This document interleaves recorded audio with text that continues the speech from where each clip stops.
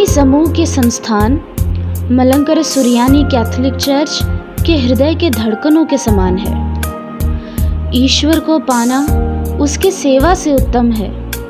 मारिवानियोस के इस विचार का हम सभी स्मरण करते हैं। जो व्यक्ति अपना सब कुछ त्याग सकता है तथा हम तेरे नक्शो कदम पर चलते हैं, ऐसा ऐलान करने जितना मनोबल और ईश्वरीय वरदान रखता है, कहा जा सकता है कि उसने ईश्वर को ही पा लिया है।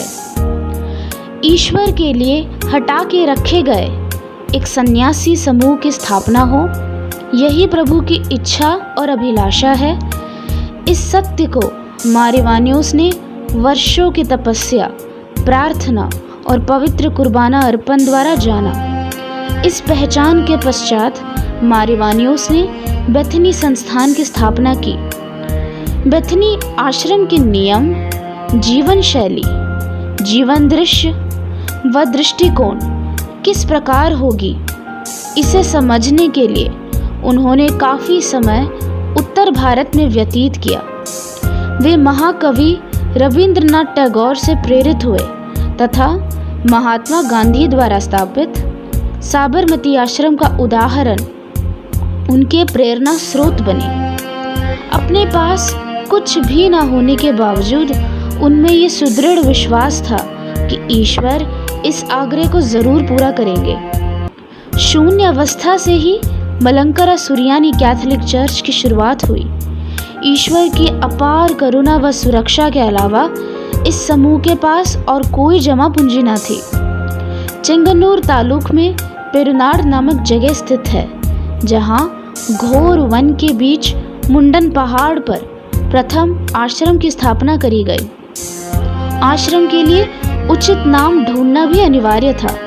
इस सिलसिले में प्रार्थना में विलीन होकर मारिवानियोस को ध्यान के समय जो बाइबल भाग प्राप्त हुआ वह था बेथानी। बेथानी के लाजर और उसकी बहनों का विश्वास व ईश्वर सेवा तथा परोपकारी प्रवर्तन के बारे में चिंतन करने के पश्चात मारिवानियोस पिता ने यह निश्चय लिया कि आश्रम के लिए बेथनी नाम सबसे उचित होगा।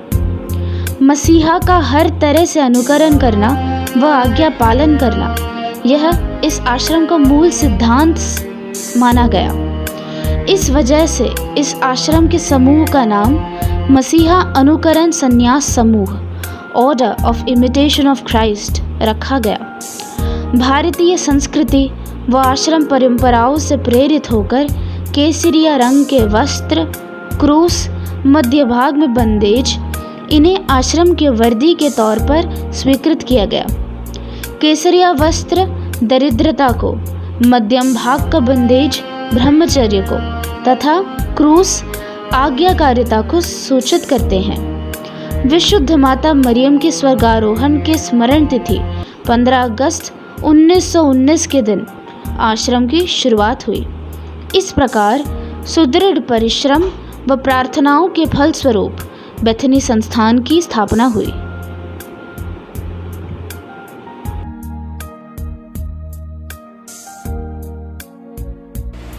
ദൈവസേവനത്തെക്കാൾ അത്യുത്തമം ദൈവസമ്പാദനം. മാറിവാനിയോസ് ലോകരക്ഷകനായ യേശുനാഥൻ്റെ പ്രേക്ഷിത ശിഷ്യനായ മാർത്തോമാ ശ്ലീഹായുടെ പാദസ്പർശനമേറ്റ പുണ്യഭൂമിയായ നിലയ്ക്കൽ വനാന്തരത്തിൽ നിന്നും വെട്ടിയെടുത്ത വള്ളിക്കുരിശിനെ അനുധാവനം ചെയ്ത് നടന്നു നീങ്ങുമ്പോൾ ഒരു മലങ്കരക്കാരൻ, അതിലുപരി ഒരു ബെഥാനിയൻ എന്ന നിലയിൽ എനിക്ക് അഭിമാനം തോന്നുന്നു.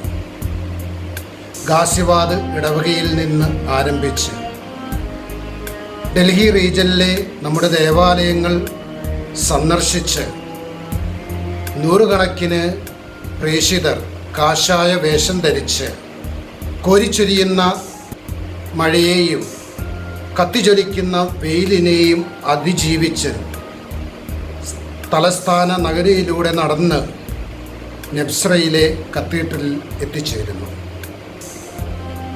ഈ വിശ്വാസ തീഷ്ണത കാണുമ്പോൾ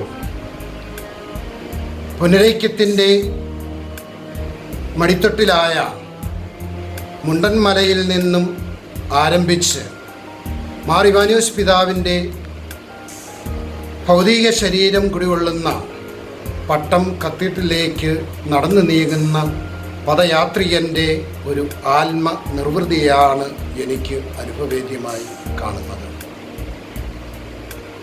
മലങ്കരയുടെ സൂര്യ തേജസ്സായ മാർ ഇവാനിയോസ് പിതാവിൻ്റെ കാലത്തിനപ്പുറത്തേക്കുള്ള ദീർഘവീക്ഷണവും ഏത് പ്രതിസന്ധിയെയും തരണം ചെയ്യുന്നതിനുള്ള ആത്മധൈര്യവുമാണ് ഈ പദയാത്രയിൽ പങ്കുചേരുന്നതിന് എന്നെ ഉത്തേജിപ്പിക്കുന്നത്.